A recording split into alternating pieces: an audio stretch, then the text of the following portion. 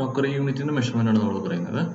ഇതൊരു crockery unit ആണ്. Crockery യൂണിറ്റിന്റെ താഴെ വെക്കുന്ന സൈഡ് ബോർഡ് എന്നാണ് നമ്മൾ ഇതിനെ വിളിക്കുന്നത്. താഴെ വെക്കുന്നതിന്റെ ഹൈറ്റ് എപ്പോഴും 90 സെന്റിമീറ്റർ ആയിരിക്കും. ഓക്കെ, 85 to 90 ആണ് പറയുന്നത്, പക്ഷെ 90 കൊടുക്കുന്നതാണ് എപ്പോഴും ഒരു സ്റ്റാൻഡേർഡ്.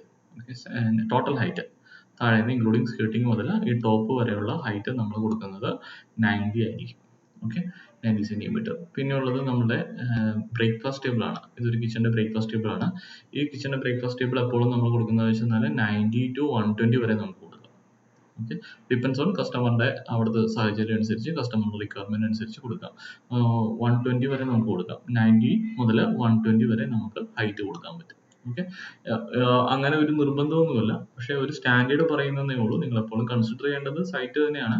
പക്ഷെ ഇതിനേക്കാൾ എബോവ് ആയിട്ട് പോയി കഴിഞ്ഞാൽ അതിന് ബുദ്ധിമുട്ടുകൾ വരും. അപ്പോൾ നമ്മൾ എപ്പോഴും സ്റ്റാൻഡേർഡ്സിൽ നിൽക്കാനായിട്ട് നോക്കുക. ഓക്കെ, ഇതായിരുന്നാലും കിച്ചന്റെ പോലെ തന്നെ കിച്ചന്റെ മെഷർമെന്റ് ആസ് പെർ കിച്ചന്റെ മെഷർമെന്റ് ഇങ്ങനത്തെ യൂണിറ്റ്സ് ചെയ്യുക. 60 എന്ന് വെച്ചാൽ ഇതെല്ലാം വാർഡ്രോബ് ഫുൾ ഹൈറ്റ് വരുന്ന ഡോർസ് ആണെന്നുണ്ടെങ്കിൽ വാർഡ്രോബിന്റെ മെഷർമെന്റ് അല്ലെങ്കിൽ മാക്സിമം 48 വരെയൊക്കെ നമുക്ക് കൊടുക്കാൻ പറ്റും. ഓക്കെ, അത്രയേ ഉള്ളൂ ക്രോക്കറിയുടെ കേസിൽ പറയാനായിട്ട്. ഹൈറ്റ് എപ്പോഴും നമ്മൾ ഈ ബ്രേക്ക്ഫാസ്റ്റ് ടേബിളിന്റെ കൺസിഡർ ചെയ്യുമ്പോൾ ഈ ഒരു മെഷർമെന്റ് ആലോചിക്കുക. 120, 90 to 120 എന്നുള്ളത്. ഓക്കെ, സൈഡ് ബോർഡിന്റെ 90.